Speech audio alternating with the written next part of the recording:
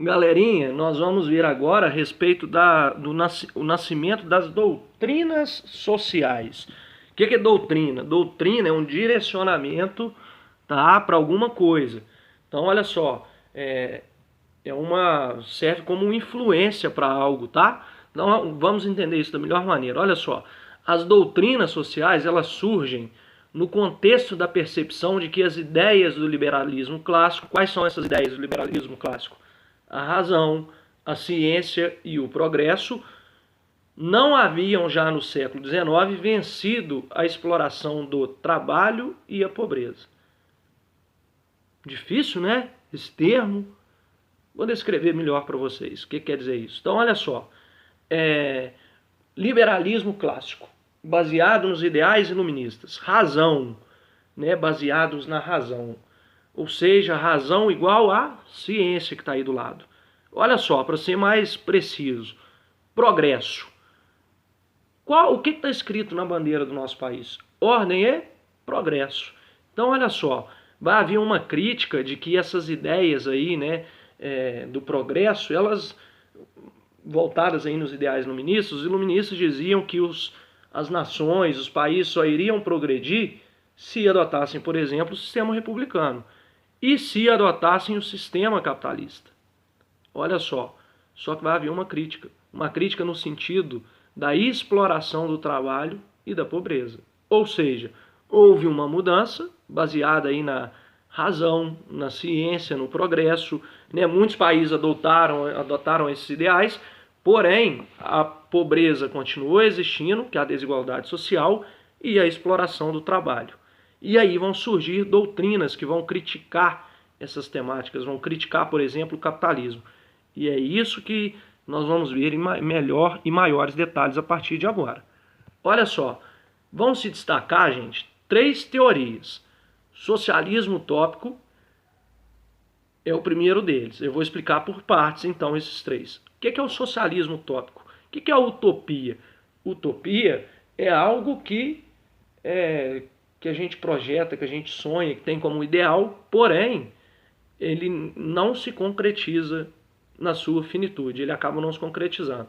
Então, socialismo utópico, felicidade e harmonia entre os indivíduos, ou seja, todo mundo seria feliz, todo mundo estaria aí vivendo de uma maneira igualitária. Por exemplo, tem um ditado que fala assim, o dinheiro não traz felicidade. Mas nós sabemos que as pessoas que dispõem aí de uma condição financeira melhor, elas têm aí, né, elas conseguem... eu não vou entrar aí no mérito do que é felicidade, que felicidade para mim pode ser uma coisa, para você que está me ouvindo pode ser outra, né? Mas a ideia de que o dinheiro traz felicidade, proporciona as pessoas viverem de uma forma melhor, ter o carro do ano, né? Ter andar bem vestido, comer do bom e do melhor, viajar, né? Enfim. Então, o socialismo utópico era a ideia, a utopia era o seguinte, que todos teriam o mesmo padrão de vida. Por exemplo, todos seriam felizes tendo um fusquinha na garagem, certo? Todos seriam felizes tendo uma casa com 2 quartos, uma cozinha, um banheiro e uma sala. Esse seria o padrão. Todos teriam uma vida parecida. Então, a felicidade e a harmonia entre os indivíduos. Não existiria, portanto, a desigualdade social. Porque prestem atenção, para existir o capitalismo, necessário se faz existir a desigualdade social. Por quê? Porque tem a ideia do patrão e do empregado. O patrão vai ganhar mais. Dentro de uma empresa, às vezes os empregados são os que mais trabalham, mas quem ganha mais no final? O dono da empresa. Perfeito? Nós vamos ter também o socialismo científico. O que é o socialismo científico?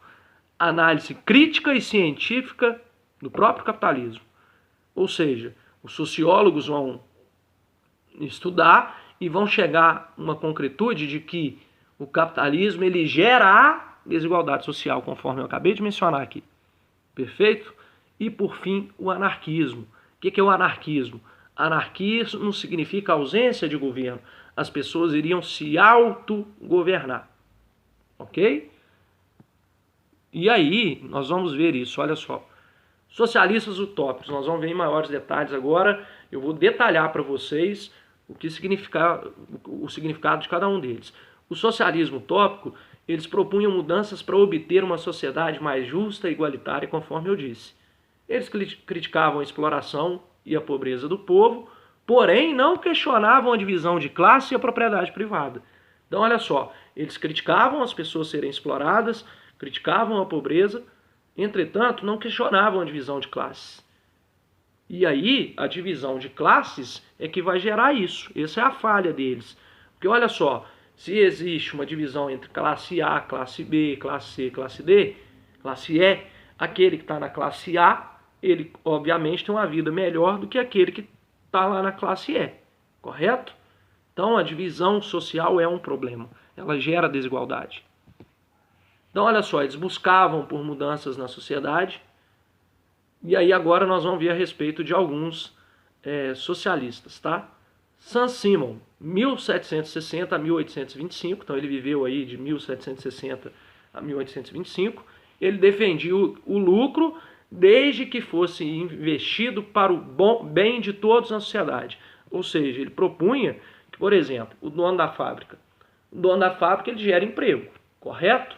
Só que ele investe na fábrica, ele compra um maquinário, né? Ele que paga a luz, paga a água, além de pagar os funcionários, obviamente. Ele está dizendo que, tudo bem, o trabalhador precisa da máquina para trabalhar. Vamos pensar comigo aqui, uma empresa, uma fábrica de calça jeans. Aí, lá na fábrica de calça jeans, precisa, né, de todo o aparato legal, de todo o maquinário para fabricar essas calças jeans. E precisa do funcionário. Mas aí a ideia de que não adianta ter as máquinas se eu não tenho os funcionários. Ou seja, para ele, uma coisa tem ligação direta com a outra. A máquina precisa do funcionário, assim como o funcionário precisa da máquina, né? Ou seja, o patrão precisa do funcionário, o funcionário precisa do patrão. Então, todos têm uma participação. Por isso, ele diz que tudo que for arrecadado por essa empresa, que eu estou citando o exemplo da fábrica de calça jeans, deve e tem que ser o quê? Dividido entre todos, porque todos colaboraram. Perfeito? Outro, Chance Fourier, 1772 a 1837. Ele defendia a ideia de uma sociedade baseada no cooperativismo. O que é isso? Então, a ideia de que a sociedade é baseada no cooperativismo, as pessoas se cooperam. Então, se existe uma cooperação, eu colaboro, por exemplo, se eu trabalho numa fábrica, vou citar o exemplo que eu estou dando da fábrica de calça jeans. Precisa de alguém para tingir, cortar o tecido, primeiramente. Precisa de alguém para tingir esse tecido. Precisa de alguém para colocar o botão, o zíper. Então, eles estão cooperando, ok? A ideia, então, de uma sociedade que uns dependem dos outros. Robert Owen, 1771 a 1858. Buscava cooperação entre as classes. É o que eu acabei de dizer. Esse cidadão aí, ele dizia que as classes são dependentes uma das outras. Perfeito? A classe A, se chegou aonde chegou, é porque alguém lá das classes inferiores o ajudou a chegar, né, nesse patamar. Beleza? Olha só. Karl Marx, 1818 a 1883, e Friedrich Engels, 1820 a 1895. Eles analisaram profundamente o sistema capitalista e desenvolveram para os trabalhadores uma teoria, um plano de ação para a derrubada do capitalismo, em desenvolvimento do socialismo e o desenvolvimento do socialismo. Ou seja, eles desenvolveram um plano que iria acabar com o capitalismo e iria implantar o socialismo. Então são conceitos desenvolvidos, né, por esses pensadores, ok? Materialismo histórico, a forma como os seres humanos se organizaram para produzir os bens materiais e condicionou a sua vida política, social, cultural e ideológica. Ou seja, né, a ideia de que tem uma política envolvida então nessa questão aí da produção, né? E o materialismo dialético, o modo de produção está em constante transformação, o que gera então as contradições que levam à destruição. Então esse materialismo dialético quer dizer o seguinte, que o modo de produção ele se transforma, né? É o que eu acabei de dizer, uns dependem dos outros, e isso gera contradições, vão levar aí a conflitos, né, entre patrões e empregados, perfeito? Que aí olha só, o conceito mais interessante desse socialismo científico, a luta de classes. As camadas sociais ao longo da história, elas demonstram interesses diferentes, antagônicos, tá? E que são inconciliáveis, o que leva ao conflito. O empregado, ele trabalha geralmente, né, se a gente for pensar ali na força bruta, trabalha mais do que o patrão.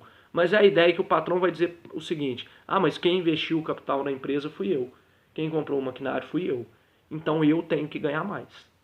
E aí vão ficar aí nessa briga, né, entre patrões e empregados. Quem trabalha mais? Quem trabalha mais é que deve receber mais? E aí? É um questionamento, né? Aí vem a ideia da mais-valia. É a diferença entre o valor do que o operário produz com o seu trabalho e o que ele recebe na forma de salário.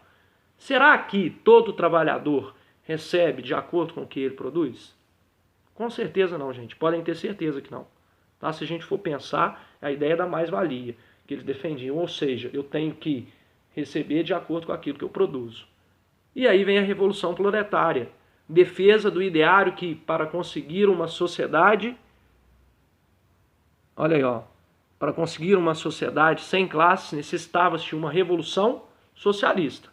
Após os trabalhadores tomarem o poder, eles deveriam destruir o capitalismo e construírem o socialismo, chegando ao estágio final, formando uma sociedade absolutamente sem classes, sem propriedade privada, sem Estado e onde os bens seriam distribuídos, seriam divididos de maneira igualitária.